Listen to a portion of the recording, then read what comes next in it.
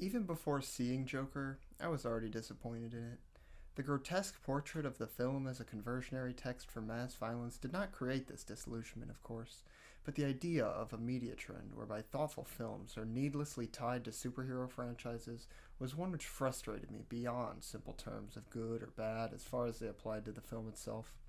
When I actually got around to seeing it, I was pleasantly surprised.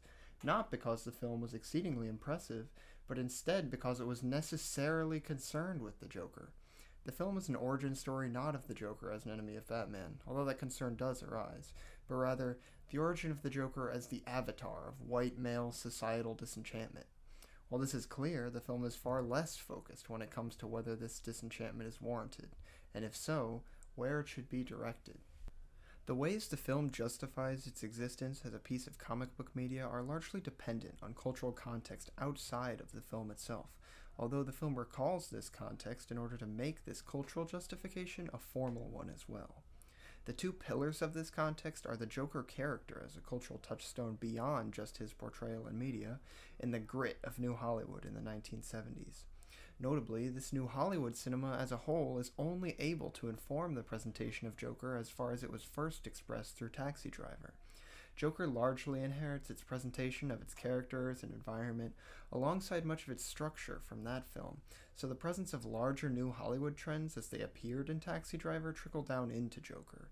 Additionally, the outward-facing pestilent rage Travis Bickle felt towards his environment is the same struggle which motivates the prototypical young white male whose circumstances the film addresses.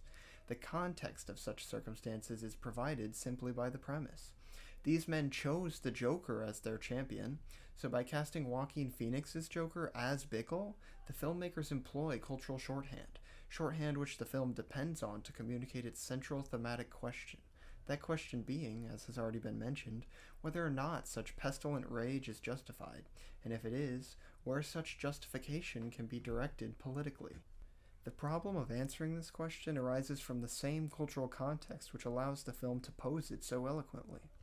Diegetically, the actions of Arthur Fleck feel almost righteous, opposed to an upper class so ghoulishly uncaring that it borders on being over the top. Thomas Wayne is the representative of this privileged elite, and his mayoral campaign is comically out of touch with the struggles we see Fleck enduring, even before Fleck's struggle becomes personally concerned with Wayne.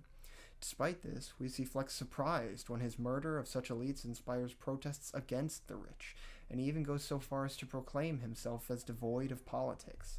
In this context, it seems apparent that the film intends to portray white male disenchantment as justified, but as having been misdirected away from class conflict and towards a nihilistic compartmentalization of personal woes as far as they fit within society. Fleck is disinterested with the protests outside of how they represent his being seen by others, as he only sees the particularities of his struggle, unable to find solidarity in the ways such struggle is shared by the masses who wear his face as they chant, "Kill the rich." This answer is not quite satisfying, however. The story is framed by Taxi Driver and to a lesser extent Fight Club, films featuring unsympathetic protagonists. So by borrowing the language of these films to portray Fleck's alienation from society, such alienation immediately seems unjustified, despite diegetic cues which indicate the opposite. The fact that these films figure so heavily into how the story is told poisons the thematic structure, and as a result it becomes difficult to interpret what the political message of the film is, despite how overtly political its imagery is. The film depends on such subtext because it informs the way both Fleck's relationship to his environment and his descent into greater and greater violence are presented. The contrast between the implications of such subtext and the diegetic motivations of Fleck, however, makes it impossible to offer a political interpretation which cleanly engages with both the reasonability of Fleck's reaction to his environment and the subtext which allows the film to quickly communicate this reaction. The presence of Bruce Wayne within the film further problematizes an interpretation of Fleck's actions as justified but misdirected. Gotham City in the film is not Gotham as it exists within culture at large. Rather, it is a heightened reality, not quite the world we live in, but not quite the one Batman lives in either. This distance allows for the story to be one of origination for the Joker as a cultural signifier rather than just a comic book character, and as such is part of what justifies the existence of this film as a movie about the Joker. As a result, when Bruce Wayne appears, it is jarring, forcing Joker's relationship to Batman between the one he shares with our culture. Additionally, cultural shorthand associated with Batman is as intense as that surrounding the Joker, yet the way it is used creates further divergent ideas about the justification of Fleck's actions. Near the end of the film, Bruce Wayne's parents are murdered as a result of riots Fleck has inspired, something he finds hilarious. The image of Wayne standing devastated over his parents' bodies is a recognizable one, however, one which has been accepted as universally reprehensible. This image, like the Joker himself, is significant beyond just the way it fits into the story of Batman, even if that story is its point of cultural origination. The problem here is that such a universally reprehensible symbol is not just the result of Joker's actions, but the result of the class consciousness which the film seems to prescribe as the proper ends to the anger which leads Fleck to become the Joker.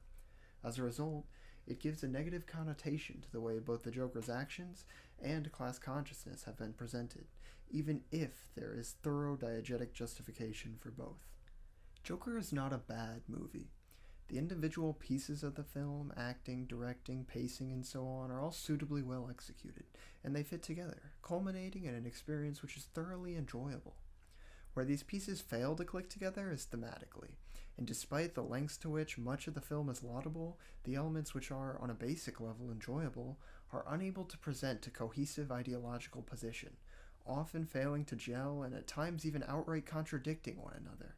Culture outside of the diegesis allows the film to be a discussion of white male disillusionment, but the way these larger cultural ideas are implemented prevents the film from presenting its ideas about such disillusionment in a way that makes consistent political sense.